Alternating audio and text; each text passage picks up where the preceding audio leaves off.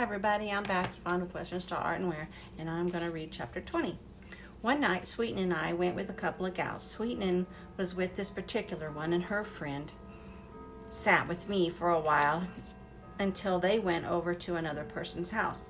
Pretty soon, Sweeten came out of the house with his friend. They kissed and kissed and kissed some more, and then he came out to the car. Man, what a woman, Sweeten says, and I agreed with him. We made it on back to Roxborough without any mishaps. Pa was up when we got back and asked what had kept us so long, and we told him about the gals that we'd encountered. Sweetening went on back into the house, and I went down to the clubhouse that I had built. It was a lot of honeysuckles on top of a dugout, and you could go inside. In fact, if you knew how to get into the place, you couldn't tell if anyone was in there or not. It was a nice place to go when you wanted to be alone. I had a quilt in there, and you could lay down without the ants and what have you getting you. I got to thinking about all the things that happened to me since I had come to town. I sure missed the farm with all that space. Old Nick and Grandpa's dog. We used to rove the fields in search of rats, snakes, rabbits, and what have you. Yes, sir, those were the good old days. I wonder what had happened to old Nick. Grandpa never said one way or another. And Fanny, his crazy horse. Was someone working her to a plow by now? Or maybe she was dead. A lot of things came to my mind. I decided I'd go up to the spring and get me a drink of water. There was always a gourd up there on a tree, and some water would go good about now. So I ambled on up and started to get a drink, and a voice says, "What you doing, white boy?" I guess I could be raking leaves, but I'm getting me a drink. What are you doing? I come to get water for my ma, she lowed. I thought the spring was just for us, I said. My uncle told us that we could use it too, 'cause it's got enough water for both of us. And well, that's all right by me. As soon as I get a drink, you can have it. I inhaled a batch of it and threw the remains over on the grass. She dipped a bucketful and set it down on the other side. "Wait a minute, white boy. Stay and talk to me for a spell," she said. So I sit on a rock and says, "Fire away." I just wanted to see the difference there was, 'cause I hain't never been too close to a white boy. I never been close to a black gal either, so that sort of makes us even. She was a pretty little gal, and I told her that I thought she was pretty. "What you trying to do, boy? I ain't in for no fooling around, you hear? I weren't trying to. I was just trying to be friendly." She lows. "I don't trust nobody, 'cause they all want it where I come from. I got to be getting on," and she picks up her bucket. "My ma will skin me for sure for not coming straight back." I could see a black woman with the rag on her head a-coming towards us. She stopped and broke off a frail off a cinnamon tree. I knew what was coming on for this gal. She beat that kid unmercifully, and I'd been beat by the best, but mine weren't nothing compared to what this little black gal was a-getting. She beat her till that kid couldn't stand, and she kept right on beating her. I could hear the licks where I was at. Finally, she made the gal crawl on back to the house, a-beating her as she went.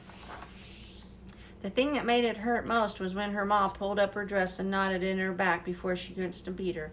That must have about killed that gal. It was getting about dark, and I went on back to the house. I sure felt bad for that kid, black or white, for she was one of my own. That night I laid and listened to the night and wondered what made it necessary to be kids. The next day was Saturday, and I was supposed to meet Sissy uptown, so I did all of ma's doings, and about 12 noon I went to meet her. She was sitting waiting for me when I got over to Depot Street. I knew she didn't want to go to the show, so I didn't ask her. I bought us a couple of moon pies, the blacks used to call them blowout patches, and a pop apiece. Then I took her back to my dugout. We ate our pies and drank our pop and saved the bottles to take back to the store so that we could go back and get the money. They called it a deposit. Sissy said that this was a good place to be alone, and she liked it a whole lot. Finally, she commenced to teaching me just how to kiss again, only this time my ma wasn't going to interfere. I soon got the hang of it, and we kept it up. We spread out the quilt and laid down on it. We had a real good feeling about each other, and it felt good just to have her near me and her arms around me and me with mine around hers. "Now, you know I love you, don't you?" I said that I did. We laid and held each other. "That's why I told you I wanted you to be my boyfriend, because I love you. When you get old enough, will you marry me? And we'll leave this town," she asked me. I don't know, Sissy. That's a long ways up the road. I would if I could right now, though, I said, and she kissed me and held on to me. When can we see each other again? Whenever I get a chance. I keep pretty busy most days, but we'll find a way, I said. We slipped out of the dughouse. We'll have to come back here some more. I like this dugout, she said. I had my shoe shine box at the depot. After I left Sissy, I worked it for a while and made some money. Most of the barber shops had put in elaborate stands and had a manicure service too, and the men went to them, even though the shine was a dime and mine was only a nickel. I saw Chin Green, and he wanted me to watch his papers when the train came in. He said that he had to go home and practice baseball. So I made it on down to the train depot. I got one shine there, and when the train came in, I sold 5 papers. One fella gave me a quarter, but I didn't tell Chin. I just gave him what I sold, and he gave me the nickel. That don't sound like much, but back in those days, the nickels would buy a lot, like a hot dog, a Milky Way, a Baby Ruth, or a Pop, to name a few. When I went back home, Dink, old Charlie's brother, and another kid, I don't know, was sitting under a tree eating candy and had a big box of it and 10 or 12 cigarettes, and I didn't know what else all they had. I thought, where did they get that kind of money? I know that Dink and Charlie and that whole bunch of them didn't have a pot to pee in or a window to throw it out of. They offered me some, but I declined. I knew there was something not right here, but I couldn't see it. The next morning I found out. Pa came and looked me up. Boy, have you been stealing anything from anybody? He asked. You seem to have a lot of money all the time. No, sir, I lowed. I didn't steal or take anything that belonged to anybody else. Why do you ask me? Some boys done robbed the ice plant, and Mr. Monday says that one of them was this Dink Hopkins, or someone that you go to school with. Yes, sir, I know them, and I saw them eating some of the stuff. They offered some to me, but I wouldn't take it because I thought it might have been stolen or come by in the wrong way. Who was the other? Pa asked. I don't know him, Pa. I've never seen him before. Well, I'm going to whip you for being around people like them, boys.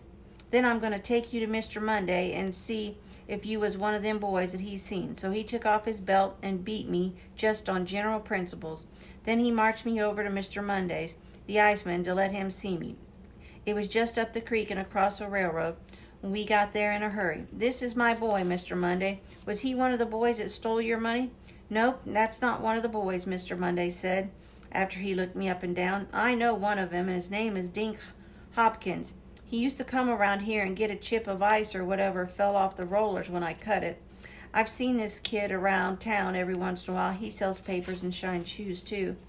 No, sir, that's not one of my boys, Pa says. I don't aim for my young'uns to bother anyone, and if they do, I'll wear them out. I could attest to that fact.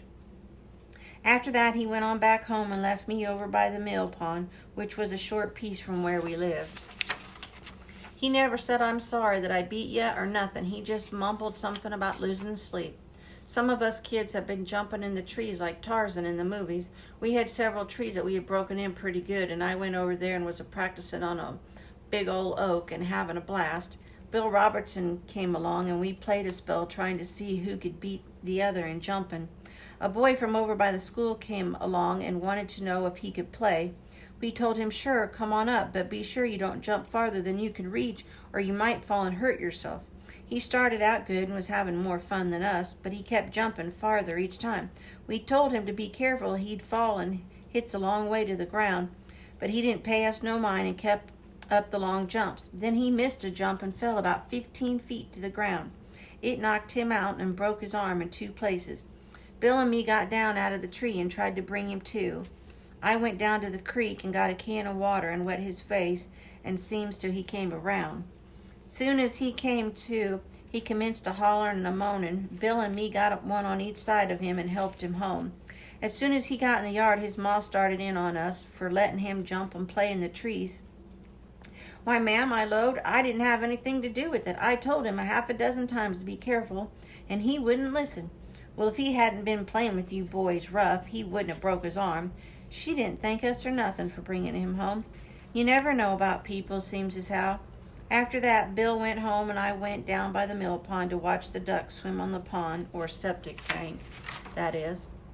'Cause that's what it was, a place for all the crap and stuff from the mill to go to, and let the little bugs at them. We used to fish at the dam, and no one ever thought of pollution. We had it then as we do now. Only back then there wasn't so many of us to do it. There was some white ducks, mallards, and a few blacks. They had a ball diving in the pond and a coming out eating a little grass and grain that was left there by the fella that took care of the grounds. Then they'd prune themselves and spoon a little oil on their feathers.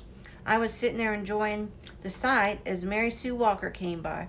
She had done grown up and had on a gingham dress and some ribbons in her hair with lipstick and a smelling good.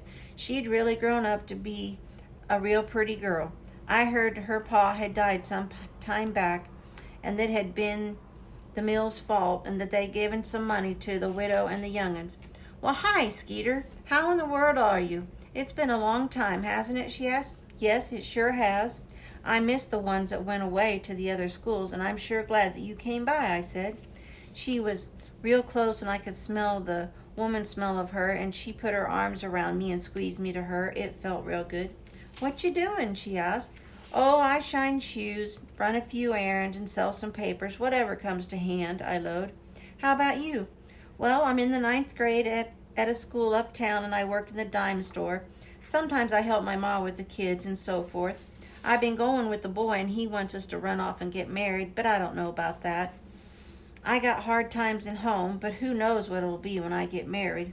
I like this boy a lot, but I don't think I would want a steady diet of him. He's a lot older than me, like I'm 16 and he's 20. 16 is pretty young. Do you have a girlfriend, Skeeter? Yeah, but not as pretty as you. Well, what a nice thing to say, Skeeter, and she hugs me again.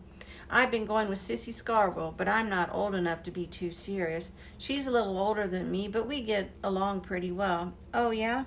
I'm going to be starting at the city school this fall. Did you hear Miss Yancey died? Yes, I heard that. I never liked her too much, but I'd hated to hear about her, Mary Sue replied.